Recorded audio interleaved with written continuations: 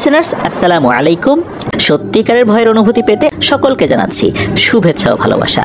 আশা করি সবাই ভালো আছেন, সুস্থ আছেন। প্রিয় লিসেনার্স, আজকের এই এপিসোডটি আমরা আমাদের সকল রেমিটেন্স যোদ্ধা ভাইকে উৎসর্গ করছি। আজকের এই এপিসোডের মধ্যে রেমিটেন্স যোদ্ধা ভাইদের সাথে ঘটে যাওয়া কিছু মর্মান্তিক বিষয় রয়েছে, যার কারণে যারা রেমিটেন্স যোদ্ধা ভাইরা রয়েছেন তারা আজকের এই ঘটনার সাথে কিছুটা হলেও নিজেকে মেলাতে পারবেন। হয়তোবা আমরা বাংলাদেশের এই বাস্তবতায় এখানে বসে আপনাদের ওই কষ্টটা বুঝতে পারবো না, তবে এই ঘটনার মাধ্যম দিয়ে কিছুটা হলেও আমাদের লিসেনারদের মধ্যে অনেকেই আপনাদের কষ্টটা অনুভব করতে পারবেন। চলুন আজকের ঘটনায় চলে যাই। তবে ঘটনায় যাওয়ার আগে সেই কয়েকটি কথা যেটা সবসময় বলি, যে এই ভিডিও লাইক বাটনে প্রেস করতে ভুলবেন না, আর বেশি বেশি করে এই ভিডিওর লিঙ্কটা শেয়ার করে দিতে পারেন, যাতে করে আরও অনেক লোক আজকের এই এপিসোডটি শুনতে পারে। চলুন ঘটনায় চলে যাই। এই ঘটনাটি যিনি পাঠিয়েছেন তার নাম মাহবুব হাসান সিয়াম। এই ঘটনাটি যখন উনি পাঠান তখন উনি শুরুতেই বলে দিয়েছিলেন যে এই ঘটনার সাথে আমাদের রেমিটেন্স যোদ্ধা ভাইদের একটা সম্পর্ক রয়েছে। তো চলুন চলে যাই ঘটনায়। আর সিয়াম ভাইয়ের বাড়ি টাঙ্গাইলের সখীপুরে। মূলত এই ঘটনাটি উনি ওনার এক চাচ্চুর মুখে শুনেছিলেন। আপন চাচ্চু না বা আত্মীয় স্বজন না, প্রতিবেশী, বাট উনি খুব ভালো একজন মানুষ।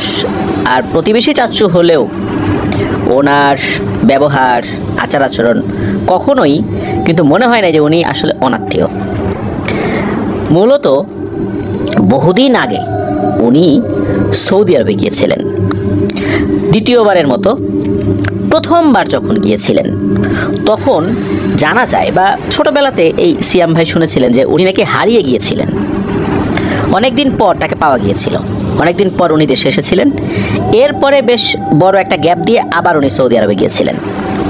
তো চলুন সেই ঘটনায় যাই, যেই ঘটনার প্রেক্ষাপটে ওনার পরিবার ওনাকে দীর্ঘ সময় খুঁজে পায়নি, উনিও পরিবারের সাথে যোগাযোগ করতে পারেননি। কি ছিল সেই ভয়ঙ্কর ঘটনা? শুরু করি সেই ঘটনাটি। সাল 1991। পরিবারে আসলে অভাব ছিল। ওনার বাবা কৃষিকাজ করতেন। এদিকে বেশ কয়েকজন ভাই বোন, ভাইয়েরা সবাই বাবাকে কাজে কর্মে সাহায্য করত। তাছাড়া এত বড় সংসার কিভাবে তার বাবা চালাবেন? আর এই যে আঙ্কেল বা কাকা যিনি, উনি লেখাপড়া করতেন, কিন্তু ওনার বাবা একজন নিরক্ষর মানুষ হলেও লেখাপড়ার যে কি মর্যাদা সেটা উনি বুঝতে পারতেন। উনি ওনার অন্য সন্তানদেরকেও লেখাপড়া করানোর জন্য চেষ্টা চালিয়েছিলেন, কিন্তু সেই সন্তানরা যখন দেখলো যে বাবা হাড় ভাঙা খাটুনি করে সংসার চালানোর জন্য, তখন সেই সন্তানরা আসলে ওভাবে আর লেখাপড়া করতে পারেনি বাবার এই কষ্ট দেখে। কিন্তু একটা সন্তান তো লেখাপড়া করবে, এটা কিন্তু ওই আঙ্কেলের বাবা এটা খুব আশা করতেন।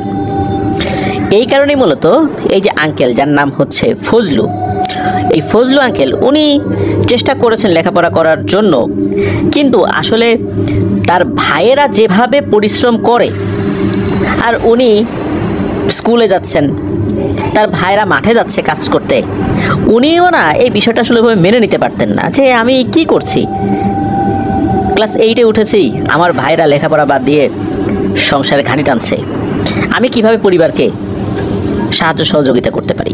তো এই চিন্তা থেকে বারবার ওনার বাবাকে বিষয়টা বলতেন, কিন্তু ওনার বাবা রাগ করতেন, বলতেন ফজলু তুই মন দিয়ে লেখাপড়া কর, আমরা সবাই মিলে সংসারটা মোটামুটি ইনশাল্লাহ ভালো করে চালাতে তো পারতেছি, আর তোর বয়স কম, এখন এসব চিন্তা ভাবনা করতে হবে না।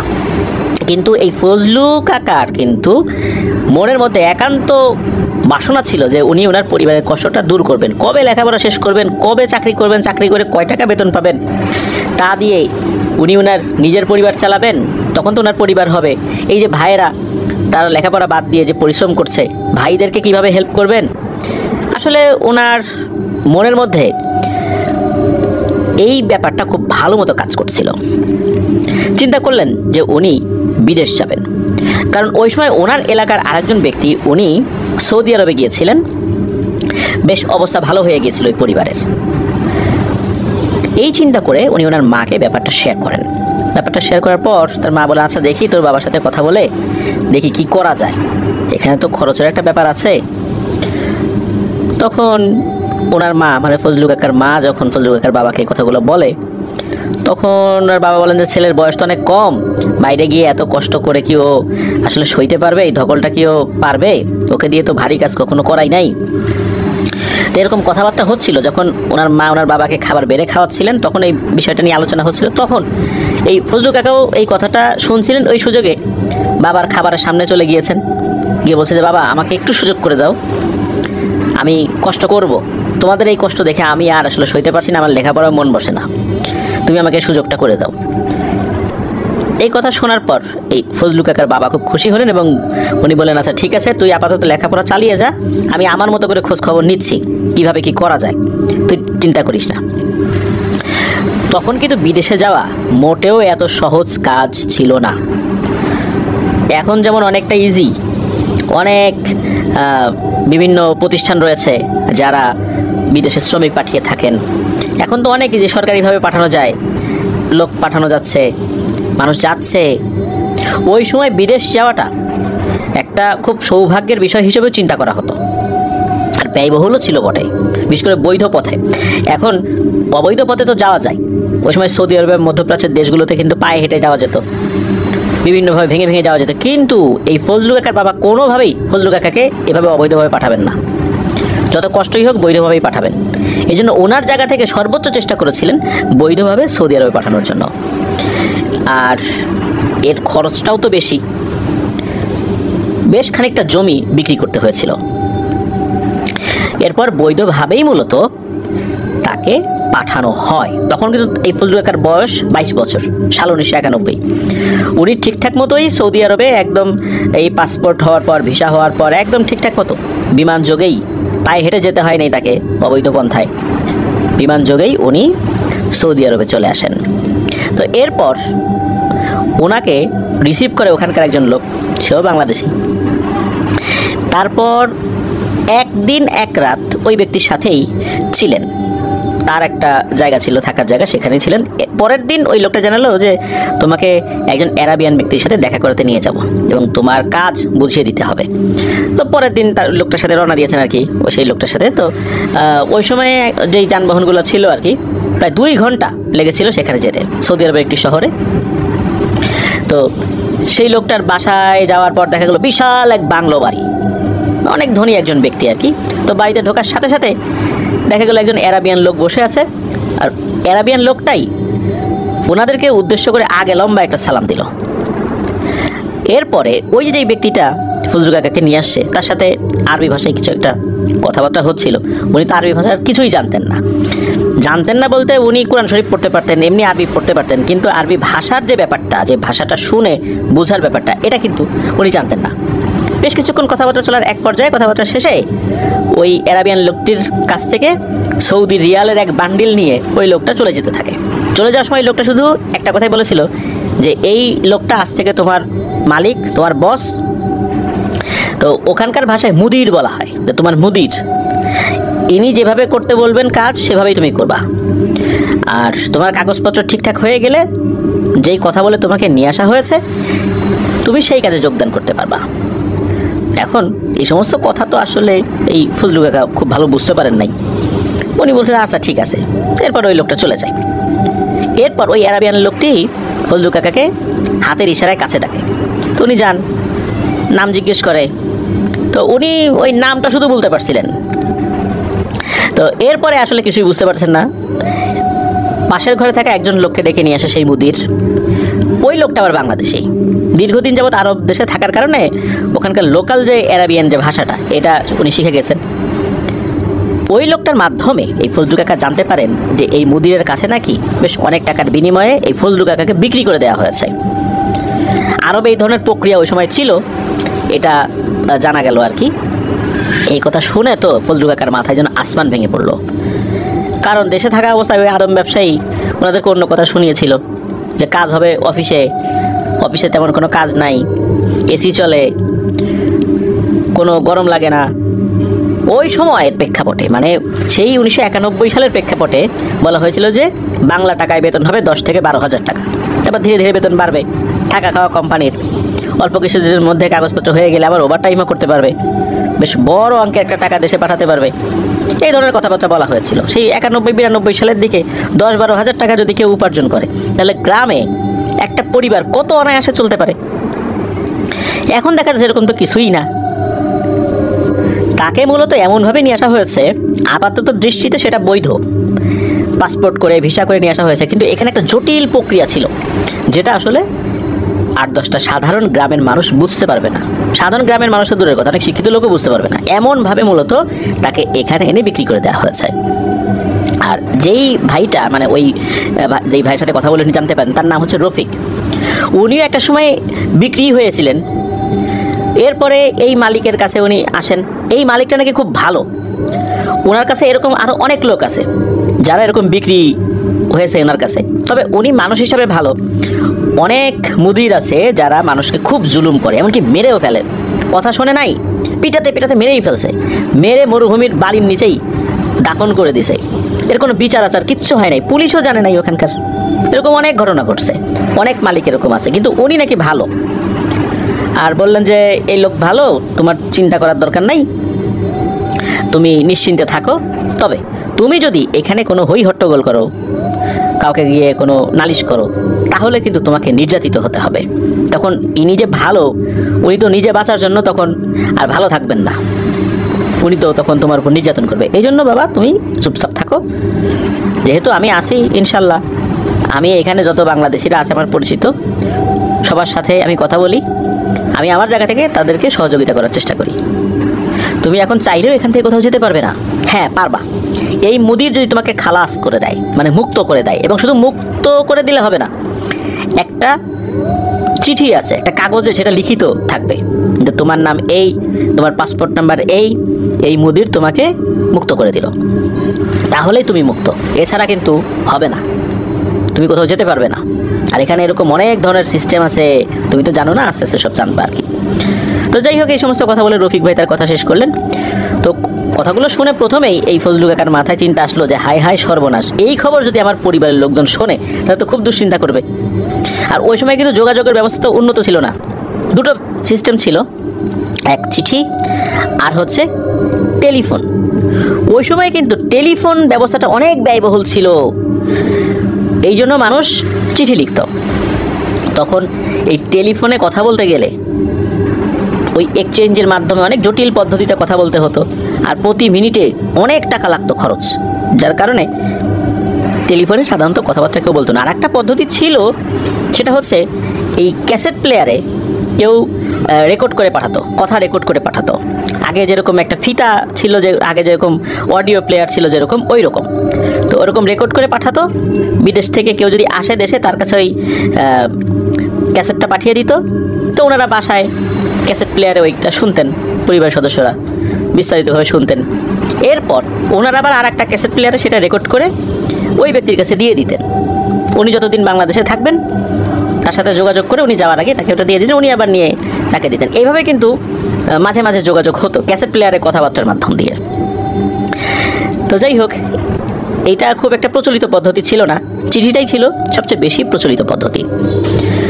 এখন ঘটনা এতখানি বলার উদ্দেশ্য রয়েছে কিভাবে এই ফজলু কাকা আসলেন, কারণ এই কথাগুলো না বললে আজকের ঘটনার যে ভয়ের অংশ এটাতে ঢোকা যাবে না। আসলে যখন এই ব্যক্তির কাছে বিক্রি করে দেয়া হলো ফজলু কাকাকে, এখন তার তো একটা কাজ রয়েছে, সেখানে তো যেতে হবে। এখন কথা হচ্ছে যে ওনার কাজটা কি হবে, এই বিষয়ে শুরুতেই কোনো সিদ্ধান্ত হয়নি। তো ওই যে রফিক ভাই যিনি, উনি জানলেন যে তুমি এখানে কয়েকদিন থাকো, কয়েকদিন থাকার পর এই মুদির তোমাকে একটা কাজ দেবেন, সেখানে তোমাকে ওই কাজটা করতে হবে। তো উনি ওখানে 2-3 দিন ছিলেন। রফিক ভাই খুব ভালো মানুষ, 2-3 দিন পর জানালেন যে আগামীকাল ভোরে তোমাকে তোমার কাজের জায়গায় রেখে আসা হবে। আর বাড়িতে কোনো খোঁজ খবর দিতে পারছিলেন না যে আসলে উনি পৌঁছেছেন, উনি ভালো আছেন না খারাপ আছেন, এই বিষয়ে তো আসলে কোনো খোঁজ খবর দিতে পারছিলেন না। চিঠি লেখারও সুযোগ ছিল না, কারণ উনি তো আসলে বিক্রি হয়ে গেছেন, বলতে পারেন যে দাস হয়ে গেছেন। পরের দিন সকালবেলা চিৎকার চেঁচামেচিতে ঘুম ভেঙে যায় এই ফজলু কাকার। মূলত ওই যে মুদির উনি চিৎকার করছে যে এই কী ব্যাপার এখনো ওঠে নাই কেন, তাড়াতাড়ি যেতে হবে, ওই আরবি ভাষায় আর কি এরকম কিছু বলছিলেন আর কি। তখন উনি দ্রুত রেডি হয়ে যান, এরপর রফিক ভাইকে সাথে নিয়ে ওই মুদিরের যে পার্সোনাল গাড়ি ছিল সেটাতে রওনা দিয়ে দেন। গাড়িটা মুদির নিজেই চালাচ্ছিলেন। তো ঘন্টাখানেক পথ চলার পর গাড়িটা মরুভূমির ভিতর দিয়ে শহরের এলাকা পার হয়ে মরুভূমির দিকে যেতে থাকে। গাড়ির সামনের সিটে ওই মুদির এবং আর এক সিটে ড্রাইভিং সিটের পাশে যে সিটটা থাকে ওখানে রফিক ভাই বসা ছিলেন। রফিক ভাইয়ের সাথে ওই মুদিরের কথা হচ্ছিল, আরবিতে কথা হচ্ছিল। উনি তো আরবি ভাষা তখন কিছু বোঝেন না যে কী বলতেছে না বলতেছে। তো তখন ফজলু কাকার মনের মধ্যে কিন্তু একটা বিষয় ভয় কাজ করেছিল যে এমন একটা জায়গায় চলে আসতেছি, এইখানে যদি তাকে মেরেও ফেলে এই সংবাদও কেউ জানতে পারবে না, কখনোই জানতে পারবে না। মনের মধ্যে এতটুকুই একটা স্বস্তি লাগছিল, যাক একজন অন্তত বাংলাদেশি ভাই আছে, আমি মরে গেলেও তার মাধ্যম দিয়ে হয়তো বা আমার পরিবার কোনো একদিন জানতে পারবে, আর তাকে তো বিপজ্জনক বলেও মনে হচ্ছে না। তো যাই হোক, এভাবে যেতে যেতে একটা পর্যায়ে এসে গাড়িটা একটা জায়গায় এসে দাঁড়ায়। কাঠ বাকল এসব দিয়ে ঘেরাও করা একটা বাউন্ডারি আছে, তো ওটার ভিতরে প্রবেশ করেন ওনারা। ওখানে আফ্রিকান এক কৃষ্ণাঙ্গ ভদ্রলোক ছিলেন। ওই মুদির ইশারা দিলে ওই লোকটা আসে, আসার পর কিছু মাল সামানা নামানো হয় আর কি। তো বোঝা গেল যে এটা হচ্ছে ওই মুদিরের একটি উটের খামার। এখানে একজন ভিনদেশি লোক কাজ করে, তার নাম হচ্ছে হাসান। কিন্তু কোনো একটা কারণে এই হাসানকে অন্য আরেকটা কাজ দেবেন এই মুদির, এখান থেকে নিয়ে যাবেন। মূলত এই ফজলু কাকাকে এই উটগুলো দেখাশোনা করতে হবে। তো রফিক ভাই জানালেন যে কিছুদিন এই হাসান তোমাকে সাথে রেখে সব কাজ বুঝিয়ে দেবে, কাজ বোঝা হয়ে গেলে হাসানকে এখান থেকে নিয়ে যাওয়া হবে। আর প্রতি সপ্তাহে মুদির নিজে বা তার কোনো লোক এসে সাপ্তাহিক বাজার বা জরুরি জিনিসপত্র এখানে দিয়ে যাবে। আর যা দিয়ে যাবে ততটুকুতে অনায়াসেই খেয়ে দিয়ে এক সপ্তাহ পার করে ফেলা যাবে। আর এখানেই থাকতে হবে, এখান থেকে চলে যাওয়ার কোনো সুযোগ নেই। আপাতত এই কাজ কিছুদিন করতে হবে। এরপর যদি ভালো না লাগে মুদিরকে বুঝিয়ে রফিক ভাই এই ফজলু কাকাকে অন্য কোনো কাজে লাগিয়ে দেবেন, এটা বলে দেন আর কি। তো রফিক ভাইকে এই ফজলু কাকা সম্মতি জান, ঠিক আছে আমি কাজটা বুঝে নেব। এরপর মুদির, রফিক ভাই ও হাসান সহ তিনজন মিলে এই ফজলু কাকাকে পুরো খামারটা ঘুরে দেখান। তো এই খামারটির বিবরণটা একটু দেওয়া দরকার। সেখানে একজন লোক থাকার জন্য কোনো রকমের একটা ব্যবস্থা ছিল। ওই বড় বড় কন্টেইনার থাকে না, জাহাজগুলোতে কন্টেইনারগুলো আসে, তো ওই টাইপের কন্টেইনারগুলো দিয়ে একটা থাকার একটা ব্যবস্থা করা হয়েছে। তার মধ্যে খাট, চুলা, আরও বিভিন্ন জিনিস দেওয়া হয়েছে। এক ধরনের চুলা ছিল, বিভিন্ন সময় আমরা দেখি হোটেলগুলোতে আছে, কেরোসিন তেলেই চলে, পাম্প করতে হয়, পাম্প করে করে সেই চুলাগুলো চালাতে হয়, তেলে চলে। তো এই ধরনের চুলাও আছে। তারপর পানির ট্যাঙ্ক রয়েছে, অতিরিক্ত একটা ঘর রয়েছে যেখানে বেশ কিছু মাল সামানা রাখা আছে। তারপরে ওই যে উটের খাবার দাবার রাখতে হয়, এরকম একটা জায়গা রয়েছে আর কি। ওখানে থাকা একদল উটের পালকে দেখিয়ে দিয়ে রফিক বললেন যে এই যে এদেরকে তোমার লালন পালন করতে হবে, আর এছাড়াও যদি টুকটাক কাজ থাকে এটা হাসান তোমাকে বুঝিয়ে দেবে। তো সব কিছু বুঝিয়ে দিয়ে এই মুদির এবং রফিক ভাই চলে আসে ওখান থেকে। তো চলে যাওয়ার পর ওই হাসান, উনি তো আসলে আরবি জানতেন, আর এই ফজলু কাকা তো একদমই আরবি জানতেন না, ইশারা ইঙ্গিতে বোঝাতে থাকে আর কি। ফজলু কাকা বুঝে নিচ্ছিলেন যে কী বলতে চাচ্ছে, উনি একটু আইডিয়া করছিলেন যে উনি হয়তো এটা বলতে চাচ্ছে। তো এইভাবে আর কি উনি বুঝে নিচ্ছিলেন কাজগুলো। ওখানে মোট 13টি উট ছিল, যার মধ্যে 11টি বড় প্রাপ্তবয়স্ক আর 2টি হচ্ছে ছোট বাচ্চা, মানে উটের ছোট বাচ্চা। মোটামুটি 3 দিনের মধ্যে ওই হাসান ফজলু কাকাকে সব কাজ বুঝিয়ে দিয়েছিল।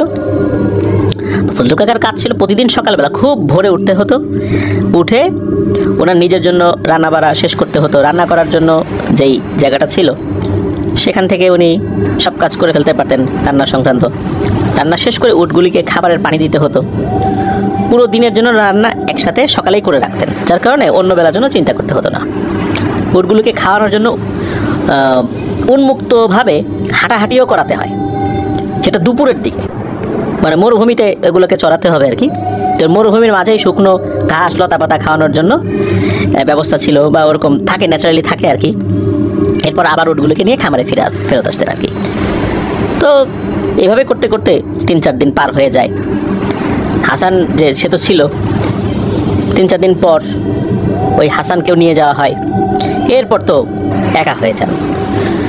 এই রফিক ভাই দীর্ঘদিন ওই মুদিরের সাথে থাকার কারণে মুদিরের প্রিয় ভাজন একজন সঙ্গী হয়ে গিয়েছিলেন, যার কারণে মুদির যেখানেই যেত এই রফিক ভাইকে নিয়ে যেত সাথে করে।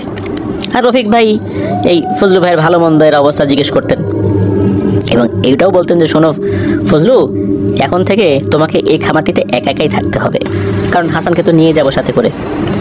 তো হাসান তো তোমাকে সব কাজ বুঝিয়ে দিয়েছে, তুমি আর একটা কাজ প্রতিদিন করবে। তোমাকে প্রতিদিন উট চড়াতে হবে না, সপ্তাহে 3 দিন তোমাকে বুদ্ধিটা দিয়ে দিলাম, সপ্তাহে 3 দিন উটগুলোকে মরুভূমিতে চড়াতে হবে, তাতেই হবে, প্রতিদিন দরকার নাই। এই বুদ্ধিটা তোমাকে দিয়ে দিলাম। আর খেয়াল রাখবে, মরুভূমিতে কিন্তু মাঝে মাঝে বালির ঝড় শুরু হয়। এইরকম পরিস্থিতিতে পড়লে নিরাপদ আশ্রয় খুঁজে নেবে, খুব বেশি দূরে যাবে না, এখান থেকে কাছাকাছি থাকবে। তারপর হাসানকে নিয়ে তো সবাই চলে গেছে। এরপর একা হয়ে গেছেন, একটা মানুষের সাথে কথা বলবে এরকম একটা মানুষ খুঁজে পাওয়া যায় না, কারণ উনি আরবি জানেন না। টুকটাক কিছু লোক উনি দেখেছেন, কারণ মরুভূমিতে যে উনি একাই থাকেন বিষয়টা এরকম না, বেশ অনেক দূরে দূরে এরকম কিছু জায়গা রয়েছে যেখানে অন্য মালিকের উট রয়েছে, তার উট দেখাশোনা করার জন্য লোক আছে, কিন্তু তারা তো বাঙালি না, যার কারণে তাদের সাথে যে কথা বলবেন, কথা বলে তো লাভ নাই। আর তাদের সাথে কথা বলে পরিচিতও হতে যাবেন সে সুযোগও নাই, কারণ উনি এই উটগুলোকে একা রেখে কীভাবে যাবেন? অজানা অচেনা এক জায়গা, একদম একা, একদম নিঃসঙ্গ, পরিবারের সাথেও কোনো যোগাযোগ নাই। তো ওভাবেই চলছিল। এইবার আমরা আসবো মূল ঘটনায়। এতক্ষণ আমরা শুধু প্রেক্ষাপট বর্ণনা করলাম, সেই ভয়াবহতা কিভাবে উনি আসছিলেন। প্রতিদিনের মতো উট দেখাশোনা করছিলেন উনি। ইতিমধ্যে কিন্তু 6 মাস কেটে গেছে, 6 মাস কিন্তু পরিবারের সাথে কোনো যোগাযোগ নেই। ঘটনা দিন রাতে ঘুমিয়ে আছেন, মাঝরাত তখন ঘুমন্ত অবস্থায় আবছা কোনো শব্দ ওনার ঘুম ভেঙে যায়।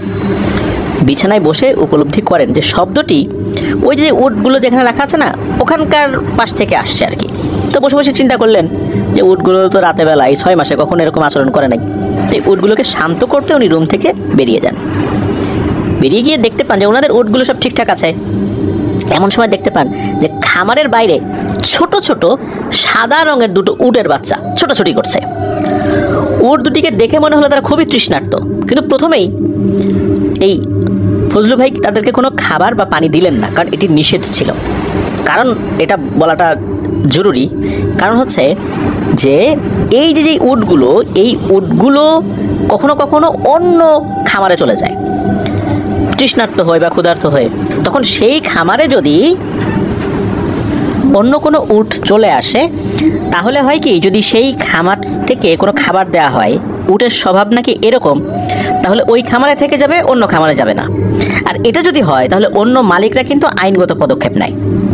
এই জন্য অন্য কোনো খামারের উট যদি আর একটা খামারে যায়, তাহলে সেই উটগুলোকে খাবার দিতে হয় না, ওরা এরকম ঘোরাঘুরি করে আবার নিজেদের খামারে নাকি ফেরত যায়। এই কারণেই কিন্তু ওই রফিক ভাই বারবার ফজলু কাকাকে বলে দিয়েছিলেন যে খবরদার এই কাজটা কিন্তু করো না। ওই হাসান নামক যে আফ্রিকান কৃষ্ণাঙ্গ ভদ্রলোক ছিলেন, সেও কিন্তু বলে দিয়েছিলেন। এখন উনি কি করবেন?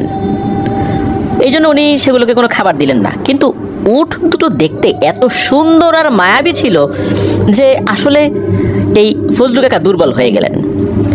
উটের বাচ্চা দুটি একইভাবে খামারের মূল দরজার বাইরের দিকে দাঁড়িয়ে করুণ দৃষ্টিতে ওনার দিকে তাকিয়ে আছে।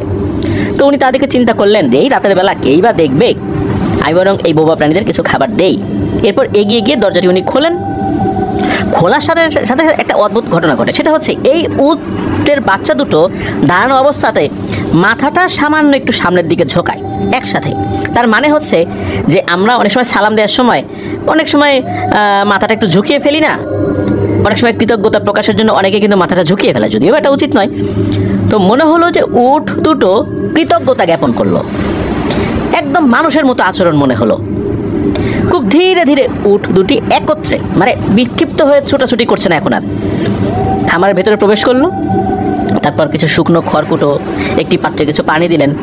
এই উট দুটি পানির পাত্র থেকে 1 নিমিষে সব পানি খেয়ে ফেললো। সেই পাত্রে প্রায় 10 লিটারের মতো পানি দিয়েছিলেন আর কি ফজলু কাকা।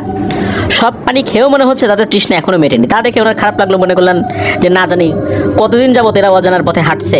আরও 10 লিটার পানি এনে দিলেন, সেগুলো একই রকমভাবে খেয়ে ফেলে। এভাবে 20 লিটার পানি খাওয়ার পরও উট দুটো আরও পানি খাওয়ার আকুতি জানাচ্ছিল এই ফজলু কাকার কাছে।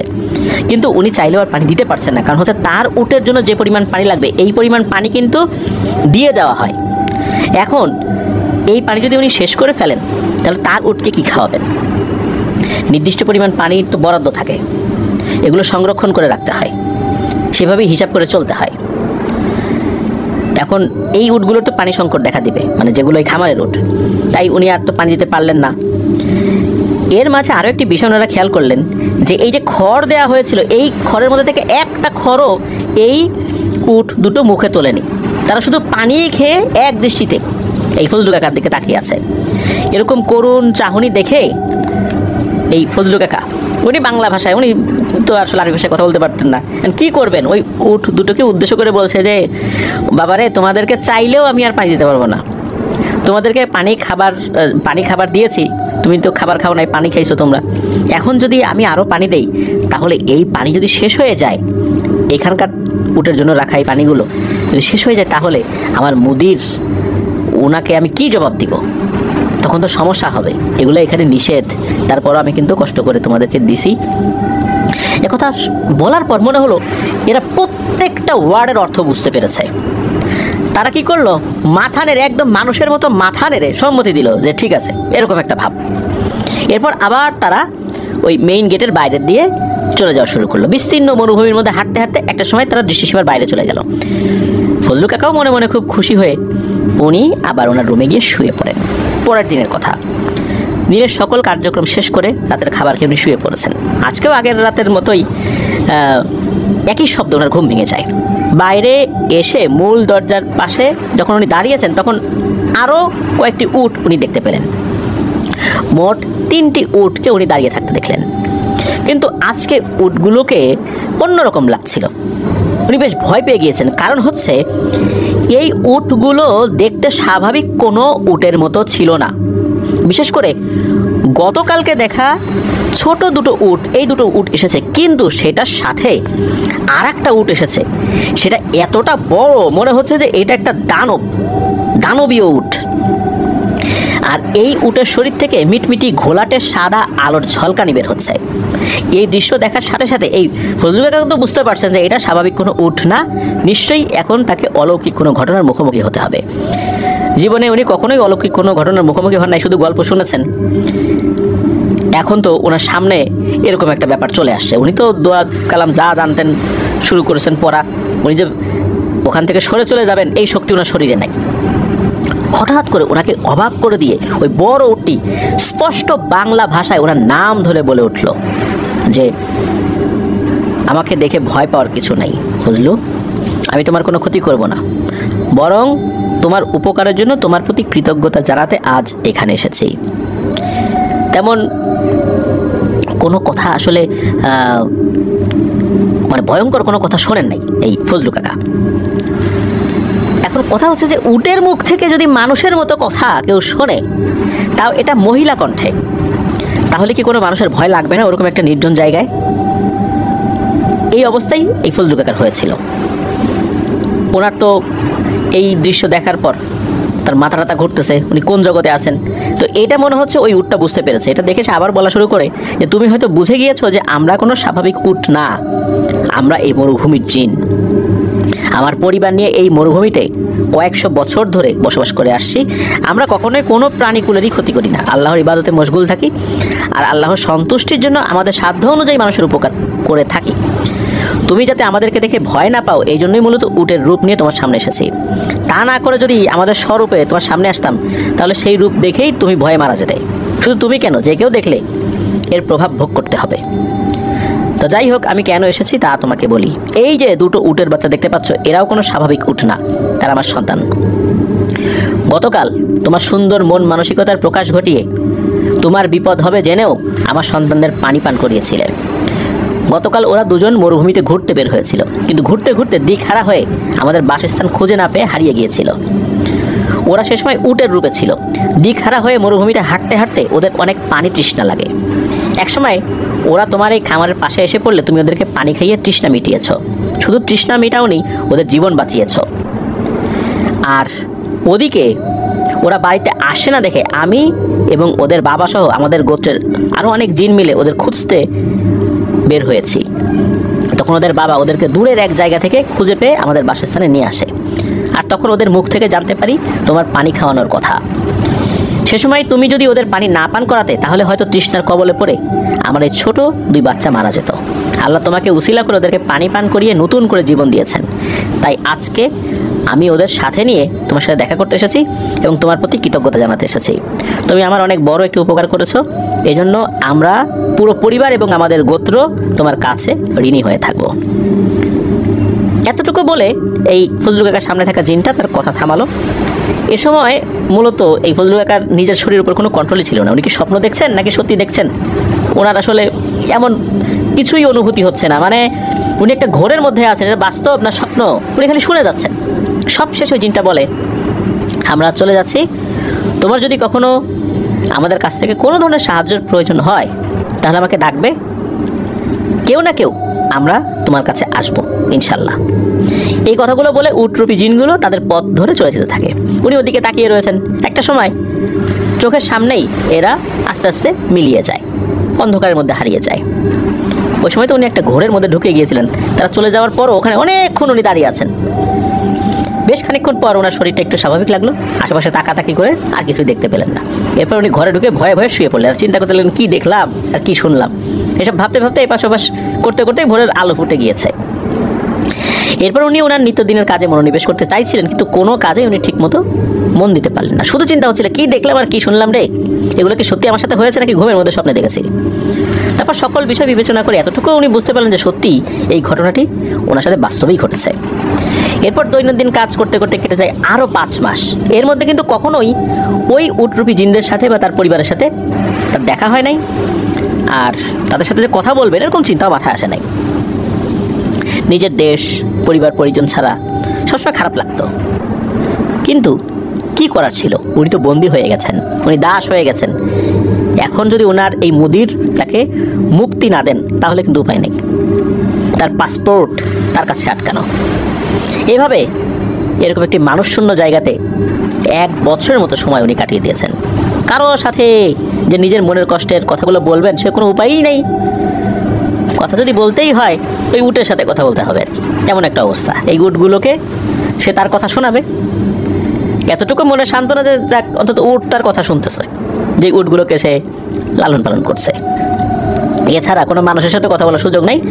হ্যাঁ, কথা বলার সুযোগ কখন হয়, যখন ওই যে সপ্তাহান্তে এই মুদির বা রফিক ভাই তারা আসেন, তখন তাদের সাথে কথা হয়। তাও রফিক ভাইয়ের সাথে কথা হয়। আর মুদিরের ওই আরবি ভাষা তো সে বোঝে না, খালি ইশারা ইঙ্গিতে কথা হয়, এই হচ্ছে তার কথাবার্তা।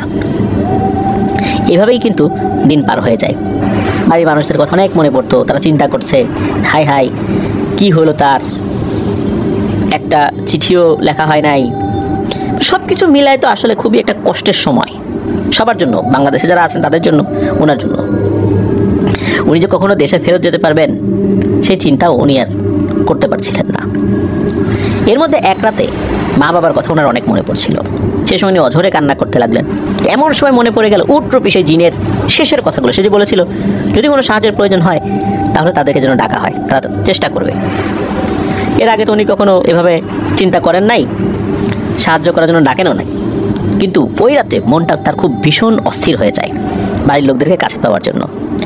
তো এত উত্তেজনার কবলে ওনার আর ভয়টার কাজ করলো না। সব চিন্তা ভাবনা বাদ দিয়ে চিন্তা করলেন যে এই জিনদেরকে ডাকবো। এখন সমস্যা একটা ছিল, তারা যখন এই ফজলু ভাইয়ের সাথে দেখা করেছিল তারা তো নিজেরা এসেছিল, এরপর তো তাদেরকে কখনো ডাকা হয়নি। আর তাদেরকে কীভাবে ডাকতে হবে সেটাও বলে যায়নি, কোনো বিশেষ প্রক্রিয়াও শিখিয়ে দেওয়া যায়নি। তাহলে কীভাবে সে ডাকবে? চিৎকার করে ডাকলে কি সাড়া দেবে? যাই হোক, এখন যেহেতু কিছু বলে যায় নাই, সে তার মতো করেই ডাকবে। তখন সে তার থাকার জায়গা থেকে বাইরে গিয়ে সাহস জুগিয়ে ওই বিস্তীর্ণ মরুভূমিতে চিৎকার করে তাদেরকে ডাকতে লাগলেন। কী নাম ধরে ডাকবেন সেটাও তো জানেন না। তখন সে বলছে, হে সাহায্যকারী জিন, আপনারা আমাকে বলেছিলেন যে আমার কোনো সাহায্যের দরকার হলে আপনাদের স্মরণ করতে। আজ আপনাদের একটা সাহায্য আমার খুবই দরকার। আপনাদেরকে কী করে ডাকতে হবে তা তো আমি জানি না। যদি আমার ডাক আপনাদের অবধি পৌঁছায় তাহলে আমার ডাকে সারা দিন। এরকমভাবে আমি আর থাকতে পারছি না, আমার অনেক কষ্ট হচ্ছে। আপনারা কি শুনতে পাচ্ছেন আমার ডাক? এভাবে চিৎকার করে আরও অনেক কথাই বললেন, কিন্তু সেই জিন পরিবার তো দূরের কথা, মনে হলো কেউ তার আওয়াজ শুনতেই পাচ্ছে না। প্রায় আধা ঘন্টার মধ্যে এভাবে ডাকাডাকি করে অবশেষে নিরাশ হয়ে ঘরে ফেরত আসলেন। এরপর মনকে বোঝাতে লাগলেন যে ফজলু, এই মরুভূমিতে তোমাকে সাহায্য করার মতো কেউ নাই আল্লাহ ছাড়া। এসব ভাবতে ভাবতে একটা সময় উনি ঘুমিয়ে পড়লেন। আনুমানিক মধ্যরাতের দিকে ওনার ঘুম ভেঙে যায়। কারো মুখ থেকে ওনার নামটা শুনে। পুরোপুরি ঘুম যখন ভেঙে যায় তখন শুনতে পান বাইরে থেকে এই ফজলু ফজলু বলে ডাক দিচ্ছে। মূলত ওনার ভালো নাম হচ্ছে ফজল। তো উনি বিছানা ছেড়ে উঠে চোখ মুছতে মুছতে ঘরের দরজাটি খুললেন। খুলেই দেখতে পেলেন যে মূল গেটের সামনে অদ্ভুত সেই দুটি উট দাঁড়িয়ে আছে। আজ দেখা যাচ্ছে দুটো বড় বড় উট, যাদের গা থেকে হালকা আলো বের হচ্ছে। কিন্তু আজকে আরেকটি বিষয় লক্ষ্য করা গেল যে এই উটগুলোর সাথে ছোট যে দুটো বাচ্চা উট, এ দুটো আসেনি। আর এতটুকু দেখেই এই ফজল কাকা বা ফজলু কাকা চিনতে পারলেন যে এরা আসলে কারা। এরপর সেই উটগুলোর মধ্যে থেকে একটি উট আবার মানুষের মতো করে ডেকে উঠল যে তুমি আজ প্রথমবার আমাদের ডেকেছো, তাই আজ তোমার ডাকে সাড়া দিতে এখানে এসেছি। তুমি যে সময় আমাদেরকে ডেকেছিলে সে সময় আমরা আল্লাহর ইবাদতে মশগুল ছিলাম, তাই তখন আসতে পারিনি, কিন্তু তোমার ডাক আমরা শুনেছিলাম, তাই এখন এসেছি। আজকে আমার সাথে যাকে দেখতে পাচ্ছ সে হচ্ছে এই যে ছোট দুটো বাচ্চা উটকে বাঁচিয়েছিলে, আমার সন্তান। ইনি হচ্ছেন এই সন্তানের বাবা, আমার স্বামী। মূলত আজকে তোমার সাথে পরিচয় করিয়ে দিতেই আর তোমার কথা শোনাতেই তাকে আমি সাথে করে নিয়ে এসেছি। তুমি হয়তো ভেবেছিলে তোমাকে আমরা ভুলে গিয়েছি, কিন্তু বিষয়টা তা না। আমরা চাইলে মাঝে মাঝে তোমার সাথে দেখা করতে আসতে পারি, কিন্তু তুমি ভয় পাবে, এই জন্য আমরা আসি না। আর তুমি হয়তো বা জানো না যে আমাদের জিন জাতির মধ্যেও কিন্তু অনেক বিধিনিষেধ আছে। আমরা চাইলে স্বাভাবিকভাবে চলাচল করতে পারি না, আমরা শুধু নির্দিষ্ট সময়ে বের হই। আর চাইলেও হুট করে কোনো মানুষের সামনে আমরা আসি না। যদি আমাদেরকে দেখে কোনো মানুষের ক্ষতি হয়, আমরা আল্লাহর কাছে কী জবাব দিব? একজন নিরপরাধ লোকের সামনে যদি আমরা হুট করে চলে আসি, সে যদি দেখে ভয় পায়, তার ক্ষতি হয়, এটা তো একটা অপরাধ হবে। এই জন্য আমরা খুব নিয়ম মেনে চলাফেরা করি। এই কথাগুলো শুনতে শুনতে এই ফজলু কাকা উনি আস্তে আস্তে তাদের দিকে আগানো শুরু করলেন এবং একদম সামনাসামনি দাঁড়ালেন। তবে এবার আর ভয় পাচ্ছেন না, মনের কথাগুলো তো বলতে হবে। এই সময় পুরুষ যেই উট, ওই উট জিনটা পুরুষ কণ্ঠেই বলে উঠলো, কারণ আগের জিনটা তো নারী ছিল, ওই উটটা আর কি নারী কণ্ঠে কথা বলেছিল। এই পুরুষ উটটি বলে উঠলো যে তোমার সাথে ওই দিন তো আমি দেখা করতে আসতে পারিনি, এই জন্য আমি আন্তরিকভাবে দুঃখিত।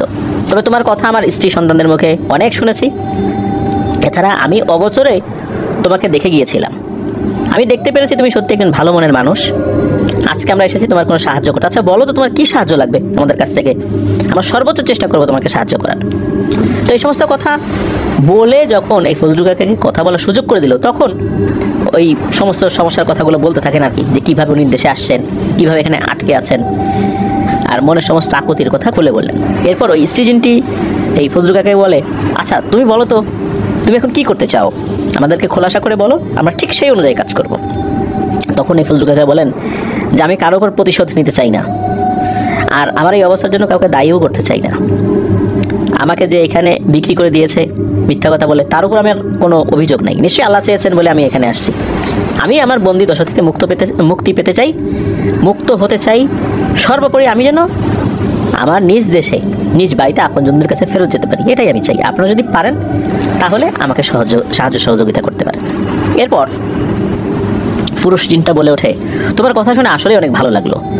তুমি প্রতিশোধ পরায়ণ না, তুমি চাইলেই আমাদেরকে প্রতিশোধের কথা বলতে পারতে, কারণ এটা বলা তোমার অধিকার আছে।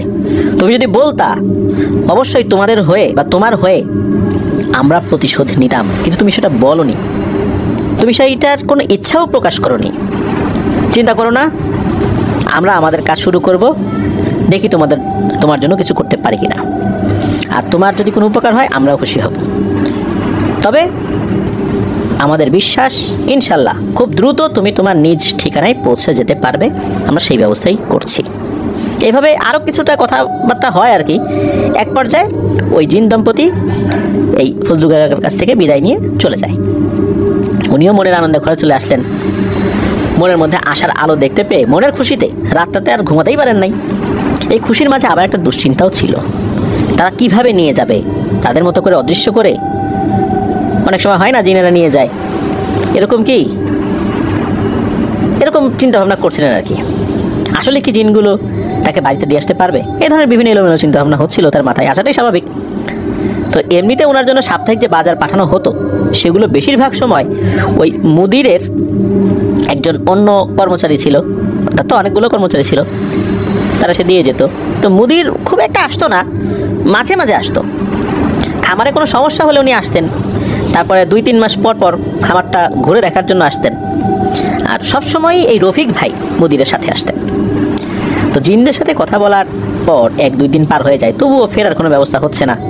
তখন প্রতিটা দিন ছিল এই ফজল কাকা বা ফজলু কাকার কাছে 1 বছরের সামিল। একটা দিন একটা বছরের মতো, সময় আর পার হয় না। এর মধ্যে জিন পরিবারের কারোর সাথে তেমন আর সাক্ষাৎ হয় না।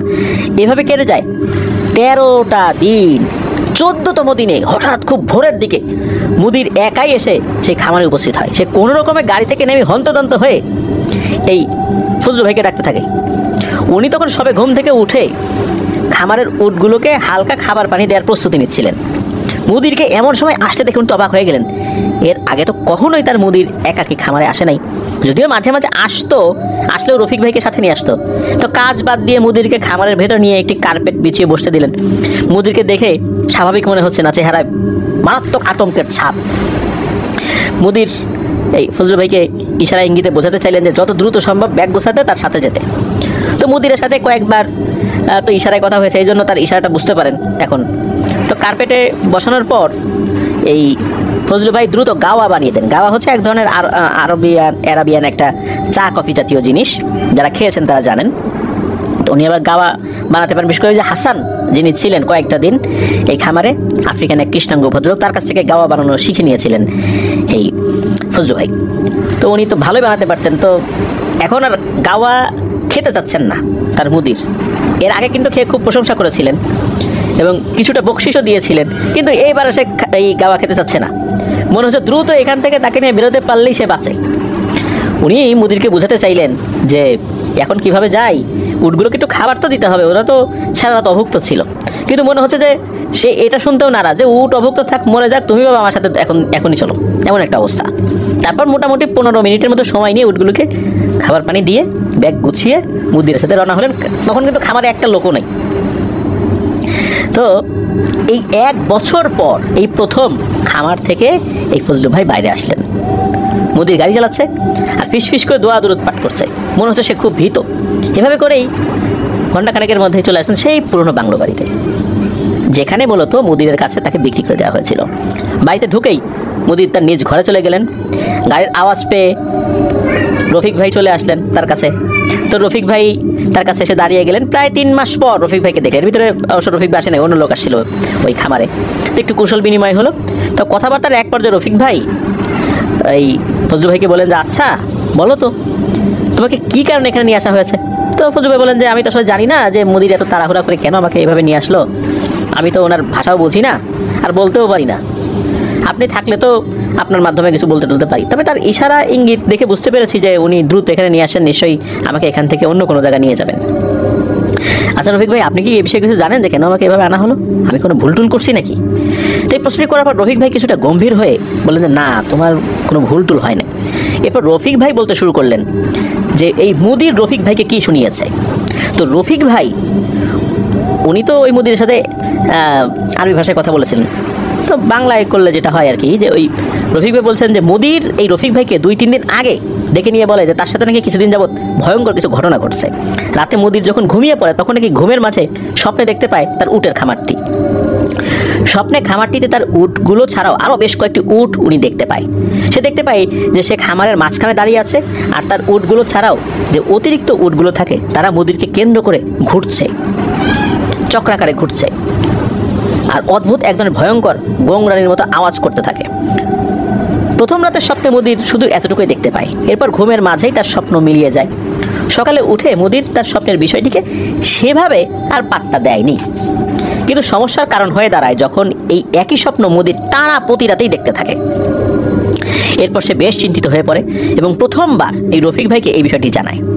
এরপর রফিক ভাই তাকে বলে দিয়েছিলেন যে এগুলো তেমন কিছু না, আপনি হয়তো বেশি চিন্তা ভাবনায় মগ্ন থাকেন, তো আর আপনার অনেক কাজ, আর খামারটা তো অনেক দূরে, এটা নিয়ে তো ভাবেন, আর নতুন একটা ছেলে সেখানে গেছে, ভালো করতেছে কি খারাপ করতেছে এসব বিষয় নিয়ে চিন্তা করেন, এই জন্য হয়তো এরকম দেখতে পাচ্ছেন। তো রফিক ভাইয়ের এই কথায় কিন্তু ওই মুদির খুব একটা ভরসা পেলেন না। এটা তার চেহারা দেখে কিন্তু রফিক ভাই বুঝতে পেরেছিলেন। এরপর এই রফিক ভাইকে ওই মুদির বলেন যে না, আমার কাছে বিষয়টা আসলে এইভাবে মনে হচ্ছে না, বিষয়টাকে এত সহজভাবে নেওয়া আমার জন্য ঠিক হচ্ছে না, নিশ্চয়ই কোনো কারণ আছে, তাছাড়া তো এরকম হওয়ার কথা না, নিশ্চয়ই আমার দ্বারা এমন কোনো না কোনো সমস্যা হয়েছে, তা না হলে একই স্বপ্ন আমি এতবার দেখবো কেন? ভালো হতো যদি আমি কোনো ভালো স্বপ্ন ব্যাখ্যাকারীকে এই স্বপ্নটি জানাতে পারতাম। আচ্ছা দেখি কী করা যায়। তো সেদিন এতটুকু বলেই মুদির তার কথা শেষ করেন রফিক ভাইয়ের সাথে। এরপর আর কয়েকদিন এই বিষয়ে রফিক ভাইয়ের সাথে কথা হয় নাই। গতকাল রাত্রে, মানে রফিক ভাই বলতেছেন যে গতকাল রাত্রে রফিক ভাই যখন তার নিজ রুমে ঘুমাচ্ছিলেন, ঘুমের মাঝে দরজায় ঠক ঠক শব্দে তার ঘুম ভেঙে যায়। শুনতে পেলেন যে মুদির কেমন অস্থির হয়ে তাকে ডাকাডাকি করছে। তো উনি তো তাড়াহুড়া করে ঘর দরজা খুলে দিলেন। এরপর দেখতে পান যে দরজার বাইরে মুদির দাঁড়িয়ে উন্মাদ পাগলের মতো আচরণ করছে। এরপর তাকে ধরে ঘরের ভিতরে এনে বসিয়ে শান্ত করার চেষ্টা করতে লাগলেন। এমন সময় মুদির বলতে থাকে যে রফিক, আজ আমি কি দেখলাম, এটা আমাকে এক্ষুনি ফজলের কাছে নিয়ে যাওয়ার ব্যবস্থা করো, ফজলের কাছে নিয়ে যাওয়ার ব্যবস্থা করো, আমাকে এক্ষুনি যেতে হবে, ও ছাড়া আমাকে এই অবস্থা থেকে উত্তরণ ঘটাতে কেউ পারবে না, দ্রুত ব্যবস্থা করো। তো মুদিরের মুখে এই সমস্ত কথা শুনে রফিক ভাই আগামাথা কিছু বুঝতে পারছিলেন না, কে নাকি এই মুদিরকে মেরে ফেলতে চায়, আর এই ফজল ভাই কীভাবে মুদিরকে বাঁচাতে পারবে। এরপর এই রফিক ভাই মুদিরকে এক গ্লাস পানি এনে দেন। পানিটা একটানে খেয়ে আর এক গ্লাস পানি চাইলেন এই রফিক ভাইয়ের কাছে। উনি আর এক গ্লাস পানি এনে দিলে তা খেয়ে মনে হলো যে উনি একটু শান্ত হলেন। এরপর কি হয়েছে পুরো ঘটনাটা খুলে বলতে অনুরোধ করেন রফিক ভাই। এরপর মুদির যে কথা শোনান তা শুনে তো রফিক ভাই ভয় পেয়ে যান। মুদির বলেন যে রফিক, কিছুদিন আগে তোমাকে বলছিলাম না যে আমার সাথে অদ্ভুত কিছু সমস্যা চলছে, সেই সমস্যাটি কেন হয়েছে সেটার মূল কারণ আমার কিছুটা হলেও বোধগম্য হয়েছে। এতদিন যাবত আমি শুধু স্বপ্ন দেখছি, কিন্তু আজকে রাত্রে আমি তো বাস্তবে দেখছি রে বাবু। শুয়ে থাকা কিছুক্ষণের মধ্যে তো আমি ঘুমাই গেছি। আমি যখন ঘুমাই গেছি তখন ঘুমের মধ্যে আমি একটা শব্দ শুনতে পাই। শব্দের কারণে আমার ঘুম ভেঙে যায়। মনে হলো যে শব্দটা বাইরে থেকে হচ্ছে। আমি তখনও ঠিক বুঝতে পারি নাই যে শব্দটা আসলে কিসের, শব্দটি কিসের এটা ভালো করে বোঝার জন্য শোয়া থেকে উঠে বসলাম। গভীর মনোযোগ দিয়ে যতটুকু বুঝতে পারলাম এটি কোনো ভারী প্রাণীর পায়ের আওয়াজ হতে পারে। শব্দটি আমি তখনও পাচ্ছিলাম। তো এমন শব্দ শুনে বিষয়টি দেখার জন্য দরজাটি খুলে বাইরে আসলাম। দরজা খোলার সময় মনে হয়েছিল শব্দটি হাওয়ায় মিলিয়ে গেল, আর বাইরে এসে আমার চোখের সামনে তেমন কিছু দেখলাম না, আর কোনো শব্দও পাচ্ছিলাম না। এরপর মনের ভুল ভেবে আবার ঘরে গিয়ে শুয়ে পড়ি।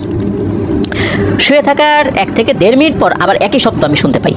এবার কিছুটা রাগান্বিত হয়ে গেলাম, ভাবলাম যে কেউ মজা নিচ্ছে নাকি আমার সাথে, এত বড় সাহস। এই ভেবেই শব্দটাকে তোয়াক্কা না করে শুয়ে রইলাম। কিন্তু শব্দের তীব্রতা আমাকে আর শুয়ে থাকতে দিল না। আবার উঠে ঘর থেকে বের হয়ে বারান্দায় এসে দাঁড়ালাম। এবার দেখতে পেলাম শব্দটির উৎস একদল উট আমাদের উঠোনের মাঝে এলোমেলোভাবে ছোটাছুটি করছে। তৎক্ষণাৎ কিছু বুঝে উঠতে পারছিলাম না। ভাবতে লাগলাম আসলে বাউন্ডারির ভেতরে এত রাত্রে এখানে উটগুলো ঢুকলো কীভাবে? মেইন গেটও তো লাগানো ছিল, তাহলে এই উটগুলো বাড়ির ভেতরে কীভাবে প্রবেশ করলো? আর এগুলো কার উট? এইভাবে একটু রাগান্বিত হইলাম। মানুষ উট পালন করে কিন্তু তাদের ঠিকমতো দেখাশোনা করতে পারে না।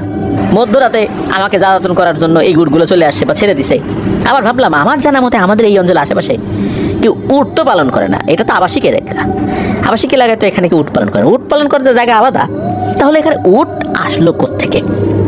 এরপর আমি যখন ভালোভাবে সেই উটগুলোকে লক্ষ্য করলাম, ঠিক তখনই বুঝতে পারি এই উটগুলোকে আমি আগে কোথায় যেন দেখেছি। আর বেশি চিন্তা করতে হলো না, মনে পড়ে গেল এই উটগুলোকে আমি কিছুদিন যাবৎ আমার স্বপ্নের মধ্যেই দেখছি। এই দৃশ্যটি দেখে প্রচণ্ড ভয় পেয়ে গেলাম। এমন সময় তোমাদের যে কাউকে ডাক বসাইতে চিন্তা করতে পারলেও ডাকার শক্তিটুকু আর পেলাম না। শুরুতেই যে ঘর থেকে বাহিরে উঠোন 2 কদম এসে দাঁড়িয়েছিলাম, সেভাবেই সেখানে ঠায় দাঁড়িয়ে রইলাম আর এই উটগুলোর কাণ্ড কারখানা দেখতে থাকলাম। উটগুলো দেখতে স্বাভাবিক উটের মতো হলেও এদের শরীর থেকে আলো বের হচ্ছিল, আর তাদের গায়ের রং সবগুলো ছিল ধবধবে সাদা বর্ণের।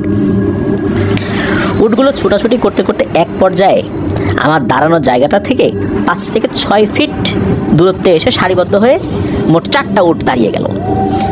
আর এরপর সেগুলো এমনভাবে আমার দিকে তাকালো, আর এদের চোখের দিকে তাকিয়ে আমি ভয়ে কেঁপে উঠলাম। স্বাভাবিক উটের চোখ এগুলো না, একেবারে রক্তের ন্যায় লাল হয়ে আছে। দেখে মনে হচ্ছে এখনই আমার উপর আক্রমণ চালাবে, আর তাদের আক্রমণে আমার দেহ একদম মাটির সাথে মিশে যাবে। আমি দোয়া কালাম পড়ার অনেক চেষ্টা করলাম, কিন্তু ভয়ে সেগুলো কোনো কিছুই আমার মনে আসছিল না, মুখেও আসছিল না। আমি মুখ দিয়ে কোনো আওয়াজও করতে পারছিলাম না। কি এক বিব্রতকর ভয়ঙ্কর এক মুহূর্ত আমি পার করছিলাম। এরপর খেয়াল করলাম চারপাশে ধীরে ধীরে ভীষণ ঝড় তুফান শুরু হয়ে গেছে। এর মাঝেই উটগুলো একে একে সাদা ধোঁয়ায় পরিণত হয়ে যাচ্ছে। কিছুক্ষণের মধ্যে তাদের আকৃতিও পুরোপুরি পরিবর্তন করে ফেলেছে।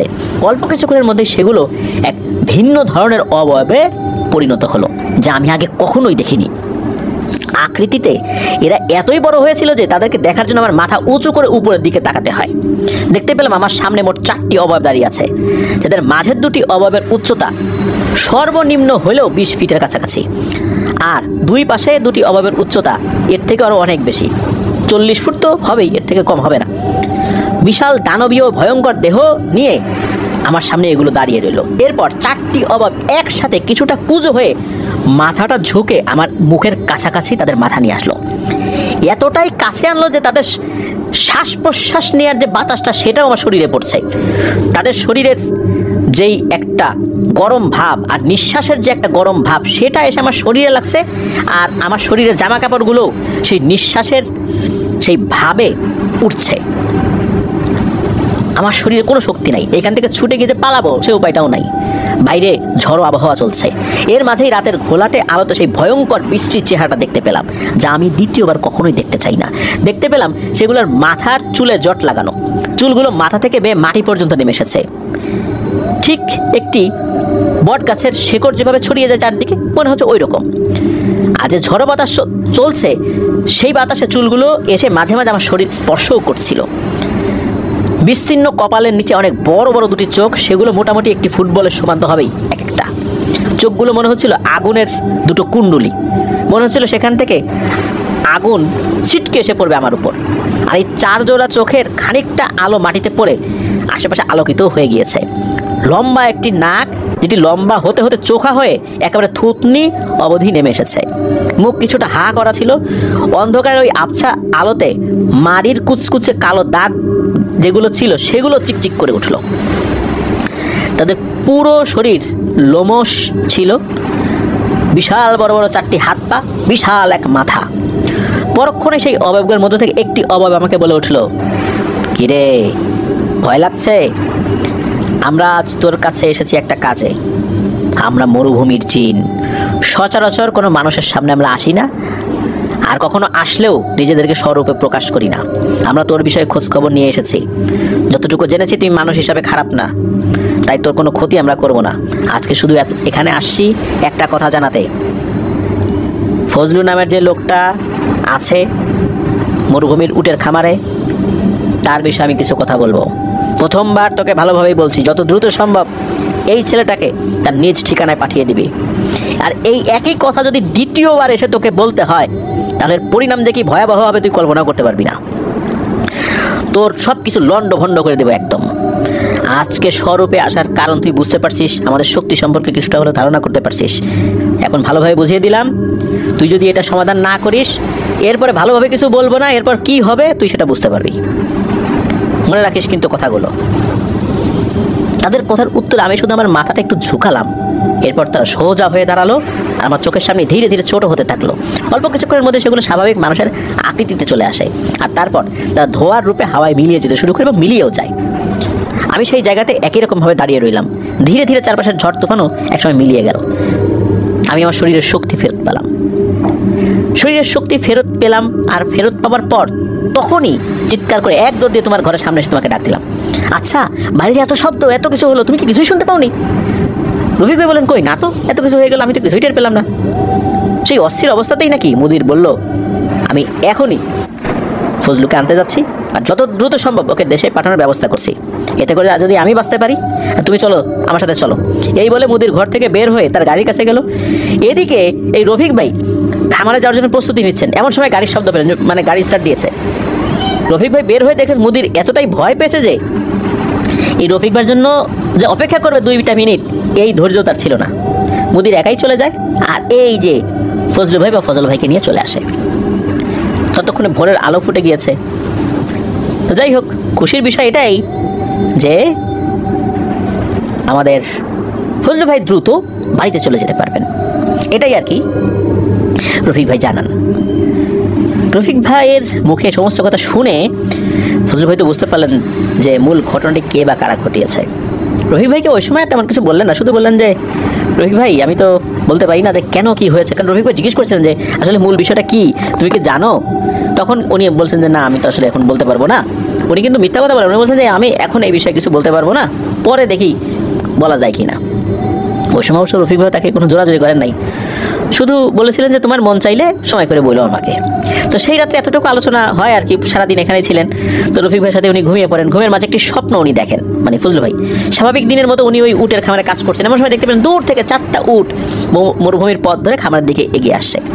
এরপর তারা এই ফজলু ভাইয়ের কাছে এসে বলতে থাকে, তোমার কাজ ইনশাল্লাহ হয়ে গিয়েছে, আমরা 4 জন তোমার মুদিরের সাথে দেখা করে কথা বলেছি, আর তার কোনো ক্ষতি করার উদ্দেশ্যে আমরা যাই নাই, কারণ আমরা এখন পর্যন্ত কোনো মানুষের কোনো ক্ষতি করিনি, আর সে লোকটা ভালো, এই জন্য তার ক্ষতি করার ইচ্ছা আমাদের ছিল না। আমরা আমাদের স্বরূপে তাকে দেখা দিয়েছি, যাতে করে সে দ্বিতীয়বার এই ভুল আর না করে। সে আমাদের কথা দিয়েছে সে দ্রুত এইটার সমাধান করবে, আর যদি সে কথার বরখেলাপ করে আমরা জানি কিভাবে কাজ করতে হয় এবং কাজ করাতে হয়। প্রথমবার যখন তোমার সাথে দেখা করেছিলাম, এরপর থেকে তোমাকে আমরা চোখে চোখে রাখতাম, তোমার আচার আচরণ থেকে বুঝতে পেরেছি তুমি একজন ভালো মানুষ, তাই আল্লাহর জন্য তোমাকে আমরা উপকার করেছি, আল্লাহর সন্তুষ্টির জন্য, অন্য কোনো কারণে না। নিজ দেশে ফেরত যাও আর সবসময় ভালো কাজের মধ্যে নিজেকে নিয়োজিত রাখো। এতটুকুতেই সেই রাতের স্বপ্ন শেষ হয়ে যায়। পরের দিন রফিক ভাইকে ডেকে নিয়ে সমস্ত ঘটনা এই ফজলু ভাই খুলে বলেন। রফিক ভাই এই পুরো ঘটনা শুনে অবাক হয়ে যান। তিনি বলেন, নিশ্চয়ই আল্লাহর পক্ষ থেকে তুমি সাহায্য পেয়েছো, শুকরিয়া আদায় করো। ওই দিন থেকেই সেই মুদির এই ফজলু ভাইকে নিজ দেশে পাঠানোর দ্রুত ব্যবস্থা শুরু করে দেয়। মাত্র 5 দিনের মাথায় সব কাগজপত্র ঠিকঠাক করে এই খালাসনামা বা মুক্তির পত্র দিয়ে বাংলাদেশে পাঠানোর ব্যবস্থা করে ফেলে। তা না হলে কিন্তু ওই ইমিগ্রেশনে তো ধরবে, ওরকম একটা সিস্টেম ছিল ওই সময়। তো যেদিন উনি চলে আসেন সেদিন বেশ অনেক টাকা ওই মুদির এই ফজলু ভাইকে দিয়েছিলেন। বিশেষ করে খালি হাত খরচের জন্যই 300 রিয়াল ওই সময় 1992 সালে, 91 সালে গিয়েছিলেন, সময় তো 92 সাল আর কি, দিয়েছিলেন এবং ক্ষমা চান যে আমার কোনো আচরণে কষ্ট পেলে তুমি আমাকে ক্ষমা করে দিও। শুধু তাই না, এই যে মুদির, উনি এই 5 দিনের ভেতরে ওনার কাছে থাকা একই রকমভাবে যাদেরকে উনি কিনে নিয়েছিলেন এরকম 120 জন লোককে উনি মুক্ত করে দেন। আর এই 120 জনের মধ্যে সবাই যে শুরুতেই তার কাছে এসেছিল বিষয়টা এরকম না, হয়তো তার আগে অন্য কারো কাছে ছিল, সে আবার এনার কাছে বিক্রি করে দিয়েছে। অনেকদিন তারা দেশে ফেরত যেতে পারে নাই। তারা যখন মুক্তি পায় অনেকেই বলেছিল তারা আবার ফেরত এসে তার কাছেই কাজ করবে, আর যারা নতুন এসেছে তারা বলেছিল যে আমরা যাব না আপনার কাছ থেকে। মুদির তখন তাদের কি করেছে, তাদেরকে খালাস তো করে দিয়েছে, ওই খালাসপত্র যেটা সেটাও ইস্যু করে দিয়েছে। তখন মুদির তাদেরকে চুক্তিভিত্তিক, মানে এই যে বেতন ভিত্তিক যে বেতনের চুক্তি হয়েছে যে এত টাকা বেতনে, একদম মানে সরকারি যে নিয়ম, সেই নিয়মে ওই লোকগুলো ওই মুদিরের কাছেই রয়ে গেছে। প্রিয় লিসেনার্স, এখানে একটা বিষয় বলে রাখা ভালো যে দেখুন, মুক্তি পাওয়ার পরও এই 120 জনের মধ্যে হাতে গোনা অল্প কিছু লোক যারা বহুদিন যাবৎ বাড়িতে যেতে পারে নাই, ওনারা শুধু বাড়িতে গেছিলেন, আর ম্যাক্সিমাম লোকে ওই মুদিরের কাছেই রয়ে গেছিলেন। তারা মুক্তি পাওয়ার পরও তারা যায়নি। তারা তখন ওই সরকারি যে সিস্টেমটা, যেটা বৈধভাবে যেটা থাকার ব্যবস্থা, সেইটা মুদিরের কাছে মুদির সেটা করে দিয়েছিলেন এবং ওই মুদিরের আন্ডারেই তারা ছিলেন। তাহলে মুদিরও ভালো মানুষ, নিঃসন্দেহে এটা বলতে হবে, তা না হলে তো ওনারা তার কাছে থাকতে চাইতেন না। তো এভাবে এই ফজলু ভাই উনি বাংলাদেশে ফেরত আসেন। বাংলাদেশে যখন উনি ফেরত আসেন, উনি তো আসলে পরিবারের সাথে যোগাযোগ করতে পারেন নাই যে উনি কবে আসবেন, কি আসার বিষয়। তখন ওই সময় উনি যখন বাংলাদেশে এয়ারপোর্টে নামার পর উনি একা একাই বাড়িতে চলে আসেন। হঠাৎ করে উনি বাড়িতে চলে আসছেন কোনো খোঁজ খবর ছাড়া, আর এতদিন যে উনি নাই, বাড়ির লোকজন ধরেই নিয়েছিলেন যে উনি মারা গেছেন, হারিয়ে গেছেন। তো হঠাৎ করে তাকে পেয়ে সবাই তো আবেগ আপ্লুত হয়ে পড়ে। ওই সময়ে মূলত এই জিন পরিবারের সাথে কিভাবে সাক্ষাৎ হয়েছিল, তারা কিভাবে সহযোগিতা করেছে, ওই সময় পরিবারকে বলেন নাই, পরবর্তীতে বলেছিলেন, মানে অনেকদিন পরে বলেছিলেন। তো উনি আসার পর বেশ অনেকদিন পার হয়ে যায়। পরবর্তীতে আবার উনি সৌদি আরবে পাড়ি জমান, এবার একদম আরও ভালোভাবে আরও খোঁজখবর নিয়ে। তবে এরপর যখন উনি সৌদি আরবে গিয়েছিলেন, আল্লাহর রহমতে ওনার ভাগ্য খুলে যায়। সেখানে কাজ করার পর আর কখনো পেছন দিকে তাকাতে হয় নাই। সেখানে ওনার নিজস্ব ব্যবসা, নিজের 2টি দোকান, এখনও ওনার সেখানে ব্যবসা রয়েছে। ওনার আর্থিক অবস্থা আলহামদুলিল্লাহ এখন অনেক ভালো। ওনার পরিবার নিয়ে উনি সেখানে থাকেন। প্রায়শই উনি দেশে আসেন, 6 মাস অন্তর তো উনি আসেনি, কখনো পরিবার সাথে নিয়ে আসেন, কখনো একা আসেন। তো এইভাবে আলহামদুলিল্লাহ উনি খুব ভালো আছেন। এভাবে উনি চলছেন আলহামদুলিল্লাহ। আর ওই ঘটনার পরে আর কখনোই সেই জিন পরিবারকে উনি দেখেনও নাই, স্বপ্নেও দেখেন নাই, আর উনিও কখনো ডাকেন নাই। তো এটাই ছিল ঘটনা। প্রিয় লিসেনার্স, আমরা আজকের এই ঘটনার মাধ্যম দিয়ে দোয়া করি সেই মুদিরের জন্য, যিনি খুবই ভালো মানুষ ছিলেন। হয়তো সেখানকার একটা সিস্টেম ছিল, সিস্টেমের ভিতরে থেকে উনি ওইভাবে মানুষগুলোকে কিনে কাজ করাচ্ছিলেন, কিন্তু তাদের সাথে কখনো জুলুম করেন নাই। জুলুম যদি করতেনই তাহলে তো তার কর্মচারীরা মুক্তি পাওয়ার পরও তাকে ছেড়ে চলেই যেত, থেকে যেত না। রফিক ভাইয়ের জন্য দোয়া করি। ভালো হৃদয়ের মানুষ ছিলেন, সবসময় ফজল ভাইকে উনি সাহস দিতেন। আর সেই জিন পরিবারের জন্য দোয়া করি, আল্লাহ তাআলা তাদেরকেও ভালো রাখুন। প্রিয় লিসেনার্স, আজকের এপিসোড এ পর্যন্তই। সবাই ভালো থাকবেন, সুস্থ থাকবেন। আসসালামু আলাইকুম।